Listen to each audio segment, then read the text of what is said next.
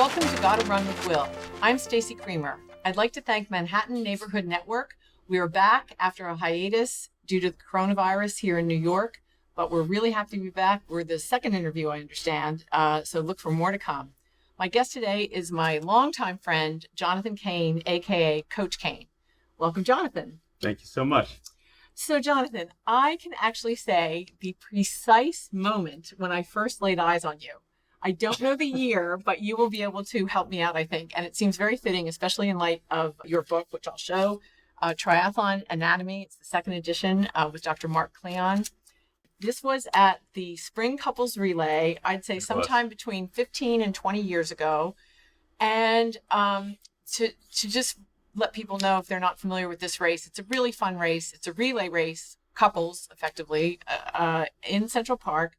The first person runs, it's been varying different distances. I think it's been 2 miles, 3.1 miles, might have been 3.1 at that time. And then 2 laps of the park on the bike. Another teammate does that. And then both people hop in a rowboat and row in the pond.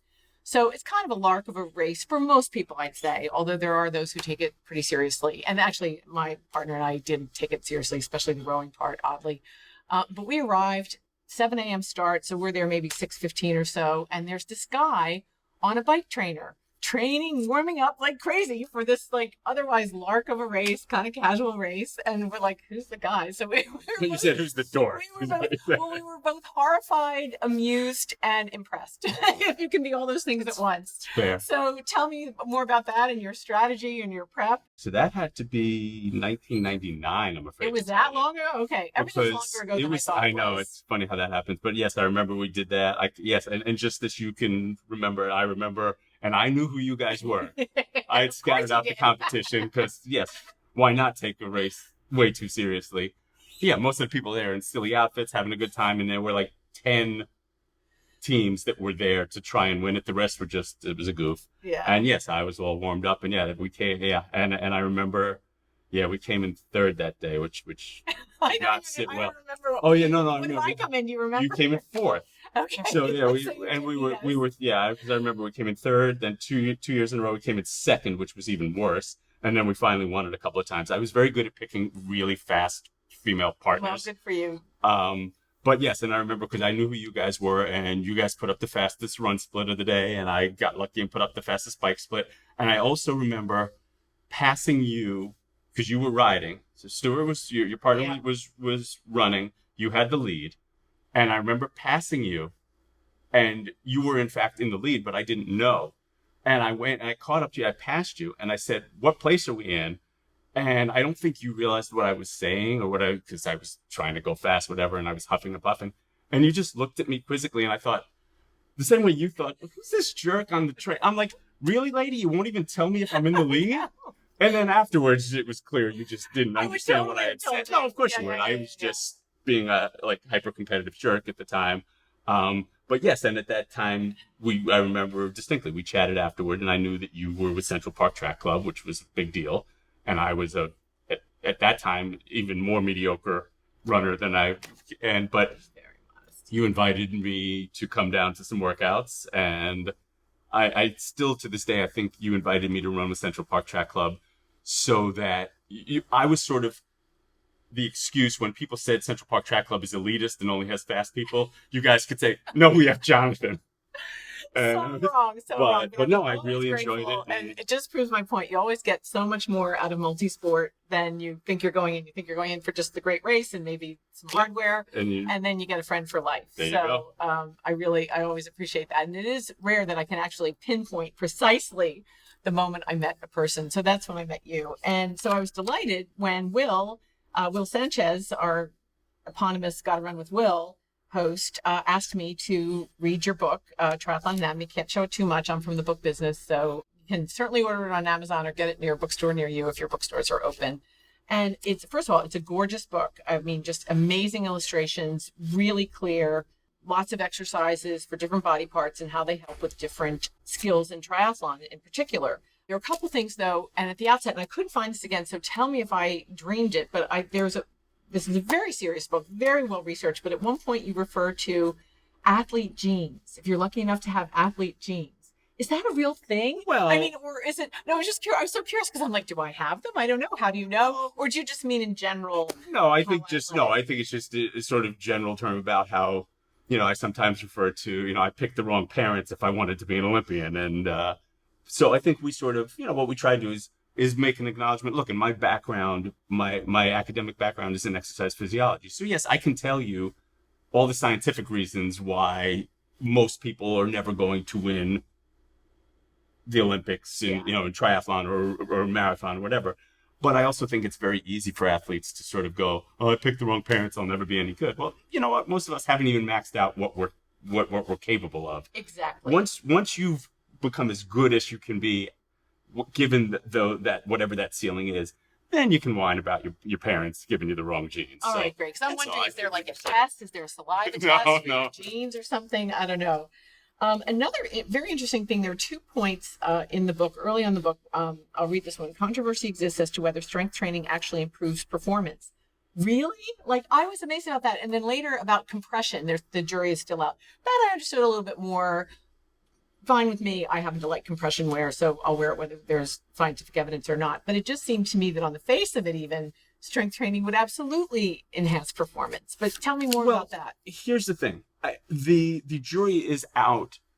If you're looking directly at, does increased strength correlate directly with improved performance in endurance events, swim, bike, and run?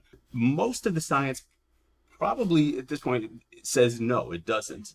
But that's not my way of saying don't buy the book and don't do any of that. The point I always make is, even if there isn't a direct correlation between increased strength and athletic performance and endurance performance, there is a much stronger argument that can be made that strength and conditioning can help keep an endurance athlete healthy. And if you can avoid overuse injuries, if you can avoid imbalances and the injuries that come with that, if the athlete remains healthy because of that strength and conditioning, they miss fewer days of training. They will, in fact, ultimately perform better. So even if it's a more circuitous line than you might expect, I do think strength training for endurance athletes is certainly justified. It certainly feels that it's right. And frankly, even just for living, I mean, I sort of slipped in the shower just this morning, and I think it was my core that helped me from, being, there's still and missing this whole interview. So right. For activities of daily living, yes, it's certainly, there are lots of reasons to do these things. Yes. Every which way. So I was happy to read, but also it hurt my heart early in the introduction. It just casually in passing is mentioned that there are roughly 4,300 USAT sanctioned. That's United States Association of Triathlon. Is that USA? United States of America? United States of America. It's the triathlon organization. So there are 4,300 sanctioned events in the country a year. Well, sadly, of course, normally. With COVID, we really don't have anything. And I was not surprised. Nationals were canceled. Worlds were canceled. Unfortunately, they were on my calendar still. So my calendar would ding and say, I'm supposed to be in Edmonton for the Worlds. And not really. So that made me really sad. But then I thought, I have kept training. And then I thought, what a great time for a book like this, because you might really, for example, I can't swim at all. There's no pools in New York City that I can have access to right now. It doesn't look like that's going to happen for a while. So as a triathlete, I actually have more training time. And so I would have the time to devote to these exercises. So that got me really excited. But I wondered, how would you recommend approaching the book? The book is so impressive. I really can't begin to say. Thank you. Every which muscle, and then also combinations of muscles to help with core strength.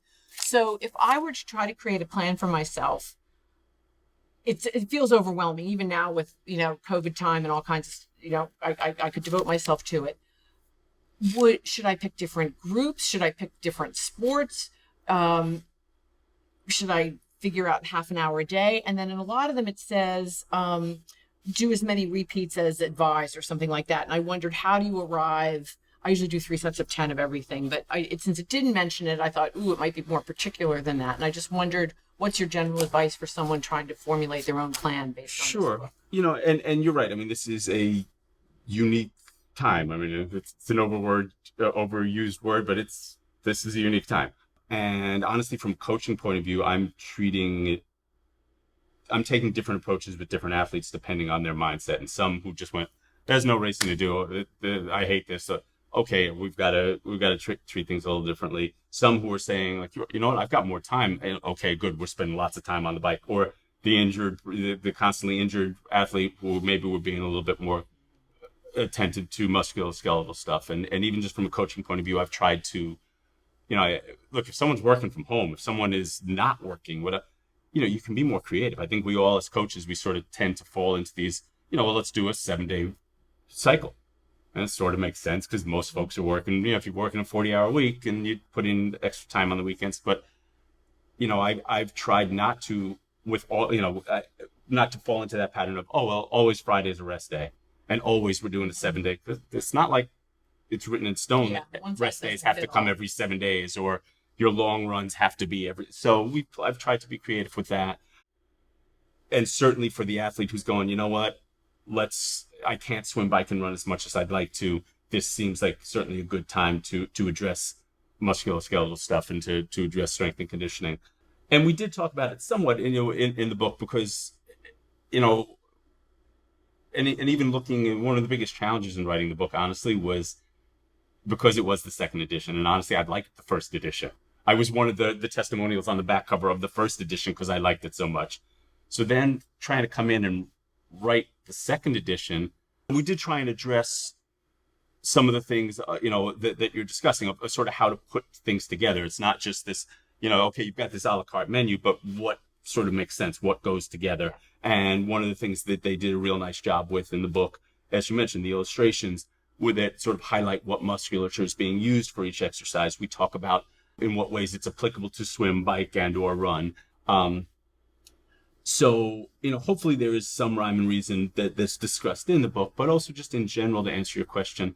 Again, much as I'm an advocate for strength and conditioning for endurance athletes, I think sometimes there's a tendency to spend too much time and be less efficient than you have to be. And again, if your sport is strength, if you're a competitive powerlifter, if you're an Olympic weightlifter, your sport is being strong, it's demonstrating strength. So obviously you're going to do that.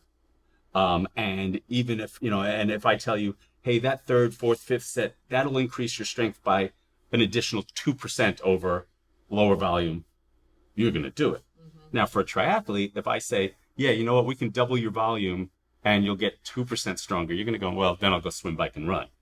So I tend to, and one of the things we talk about in here, I tend to move more towards that low volume, high intensity part of the spectrum. So I'd rather, and ultimately even, you referenced doing 3 sets of 10, which is a pretty sort of standard thing that people do. The most important variable is how hard are you working on that last repetition? Mm-hmm. And in terms of muscle fiber and motor unit recruitment, how hard are you working on that last repetition? So when people do 3 sets of 10 and sort of stop as if 10 is something magical. And again, everyone does it. I do it. Yeah, 10. Okay. Well, could you have done 11 or 12 with perfect form? If so, why didn't you?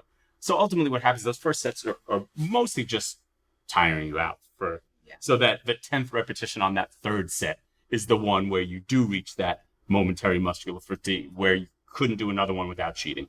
And if you're working and so realistically, maybe those first 2 sets aren't helping you that much. But I certainly don't want to see people going into 4 or 5 sets for most exercises. There's not much justification for that. I also, one of the things we talk about in the book is I'd much rather think in terms of a repetition range. So if we say instead of you going in and doing 10 repetitions of every exercise, again, with that sort of magic number syndrome, make it 10 to 12. Mm-hmm. And when you can do 12 with perfect form, then next time out, increase the weight by 5%. Yeah.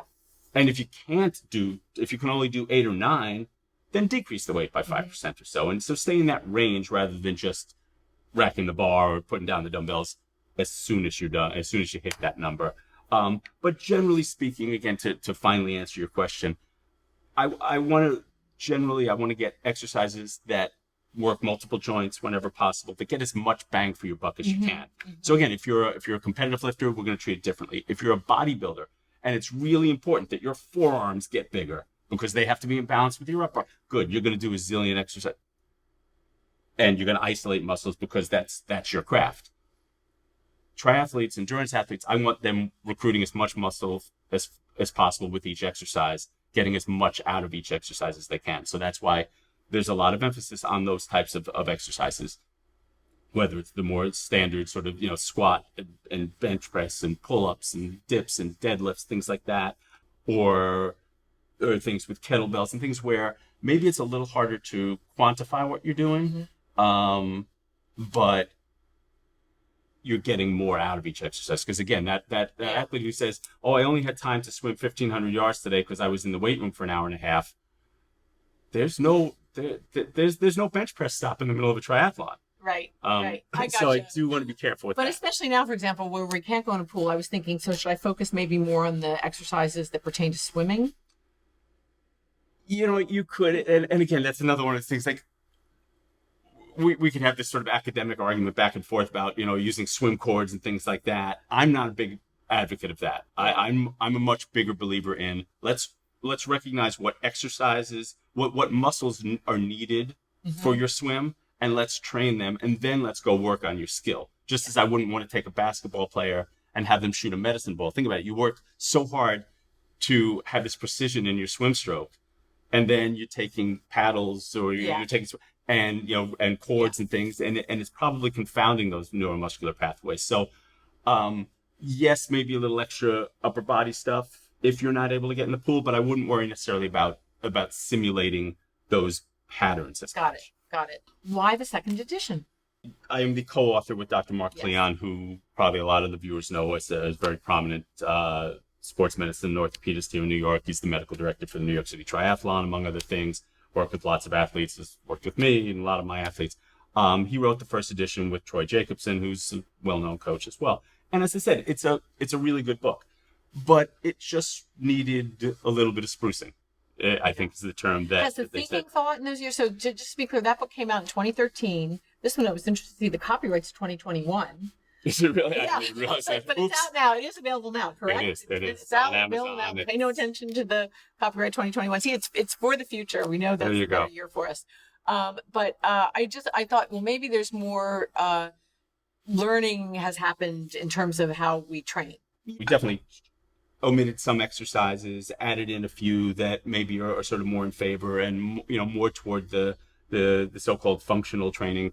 But a lot of the changes were also just, you mentioned there were 4,300 USA triathlon sanctioned races. Well, the first edition, I think it was 2,400 or something like that. So, some of it is just things like that. You don't refer to this politician or that. Things change.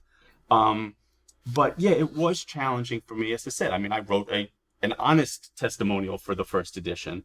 So I found it challenging. Like, on the one hand, I want to come in, I want to sort of put my stamp on it. I don't want to just sort of go, yeah, check, fine, looks good. On the other hand, some things haven't changed. So it was challenging. Like, obviously I had that groundwork and I was able to sort of walk in their footsteps. And so it made the writing easier in some respects. But yeah, finding that balance of let me bring my personality to it, let me bring my knowledge to it without undermining what was already there was kind of challenging as opposed to working with a blank slate. Yeah. So now getting more current, COVID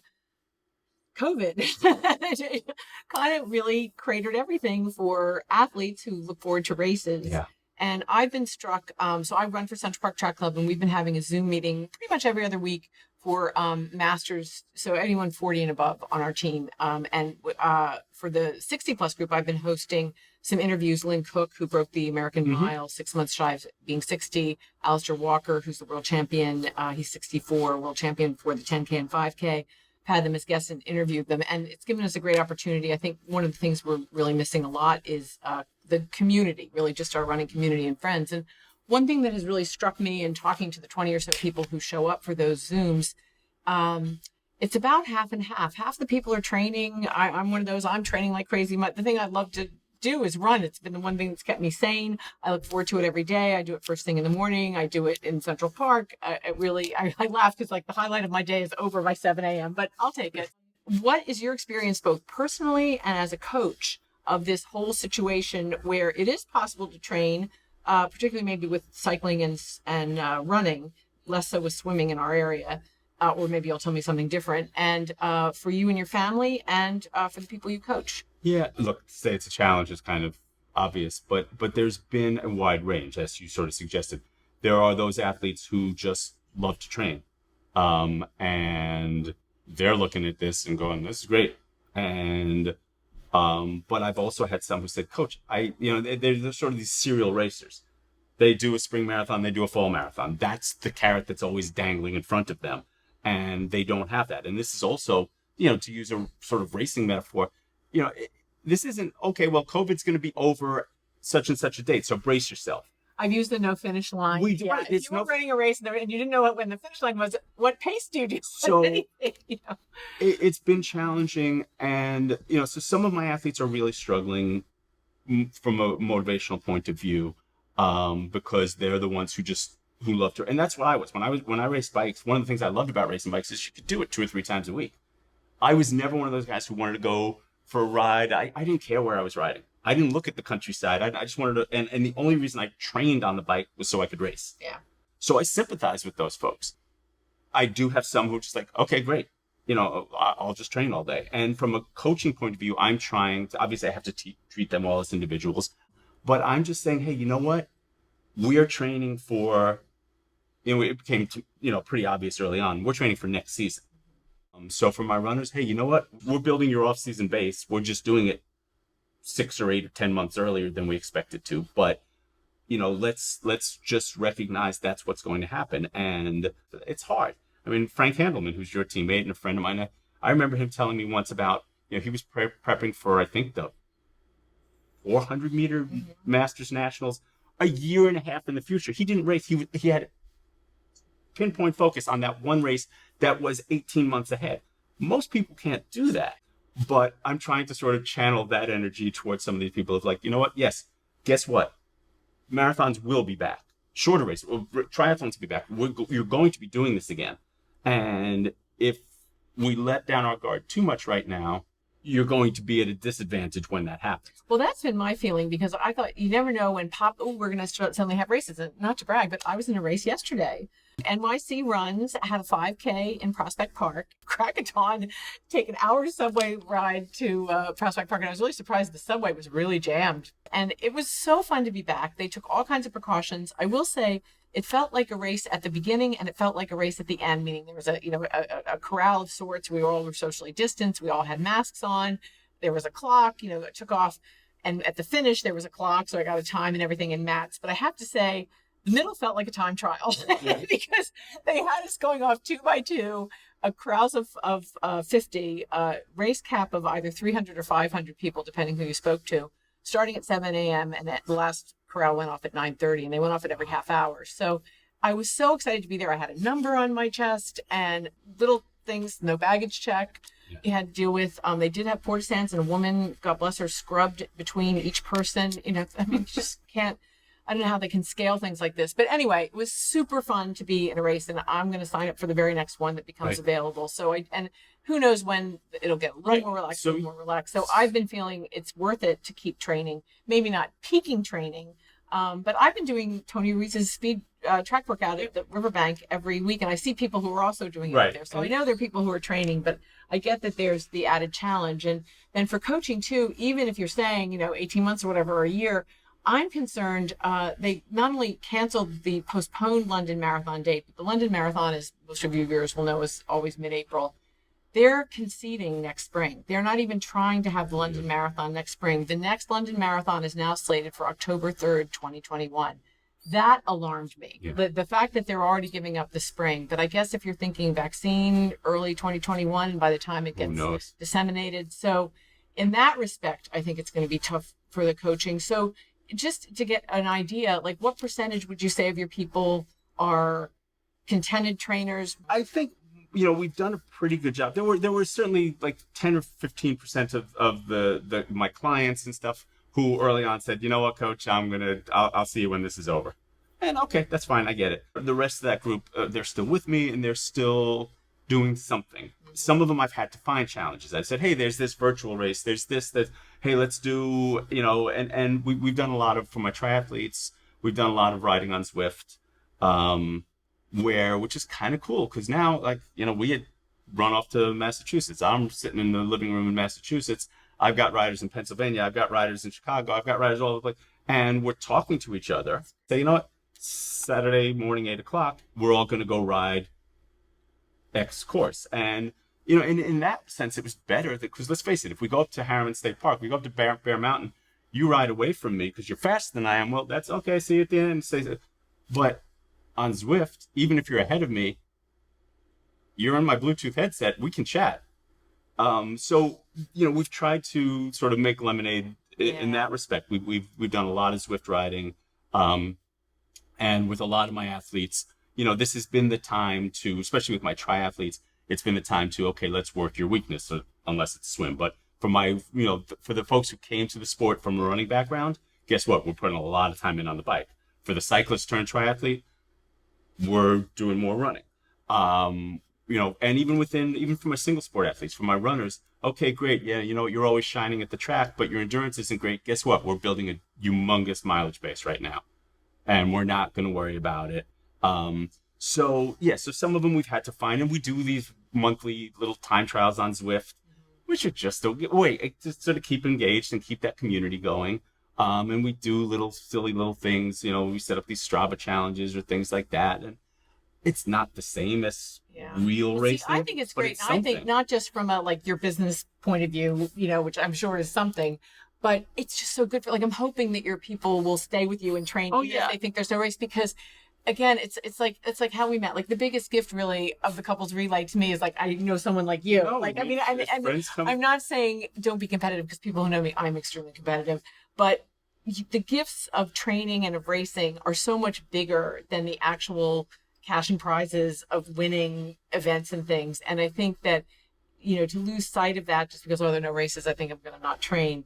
And then to think of the person who then, you know, kind of gets out of shape, puts on more weight all through this isolation period. Like, this is just a recipe for depression for someone who's never had depression.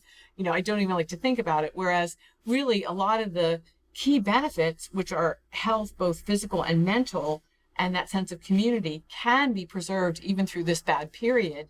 Absolutely. If you're lucky enough to be in a group like yours. No, and honestly, look, it has helped me having those. I mean, I like, for the time we were in Massachusetts for 4 months, I was on Zwift 8 to 10 hours a week. If I hadn't set up that Tuesday night time trial, I might have just stayed out in the backyard and not done it, you know, or I wouldn't have gotten up on Saturday morning. Or so that accountability and that community has helped me. And I hope it's helped my athletes as well. And I hope that other people are finding similar types of things and ways to stay engaged and challenged, because you're right. Otherwise it spirals in the wrong direction and you put on a few pounds or you get out of shape and you're not eating. And then suddenly you haven't talked to anybody. Right. And then it snowballs. And they're like, you know what, whatever. I'm not going to race for another year. Who cares? And you let yourself go. And as you said, from a mental health point of view and from a physical health point of view, that can't be the positive thing to do. And, you know, I think it's important. Like, I've been very honest with my athletes, I think, both talking to them individually and even on social media, which is such a weird way to communicate sometimes. But, like, I haven't hidden that I found this really challenging and that, mentally I've struggled with it at times, and I worry about my family, and I worry about my business. And so, there have been plenty of times that I'm like, I don't want to do this. But then I think about those athletes and I hop on the bike and I meet up with one of them and we're chit-chatting. And so I haven't tried to pretend to be bulletproof through all this, but I'm hoping that, I think that's important too. You know, I mean, look, you can't be. Yeah. You know, you're either struggling or you're lying. Yeah. I mean, you're just so true. And then I think by being honest, it invites people to share when otherwise they might be saying, "I'm fine, everything's fine." I hope so. I mean, yeah.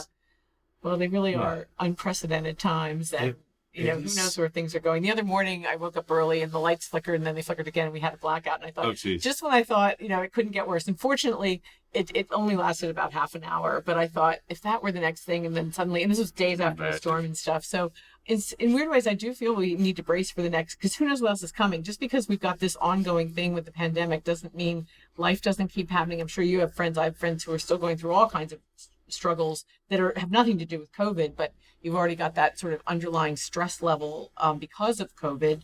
And it can also be financial, it can be isolation, it can be all kinds of things. So tell me about Simon. How old is Simon? How is this impacting him? Our son Simon is 8 years old. He'll be 9 on Halloween. He's going into 4th grade. And, he's struggling too. And again, it stands to reason. I mean, why wouldn't he be struggling? And again, just as I said, I've been honest with my athletes. I've been pretty honest. I'm not that dad who tries to be Superman.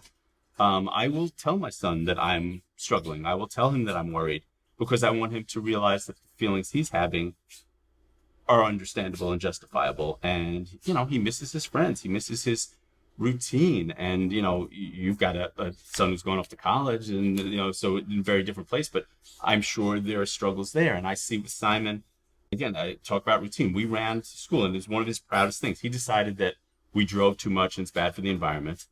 So before 3rd grade, he said we shouldn't drive so much. We ran to school every morning, 1.5 miles through Riverdale, but we ran 115 days in a row, rain, snow, hot, cold, whatever. And I wake up at 6:56. He wakes up at 7:17. We grab the dog, and that was our thing.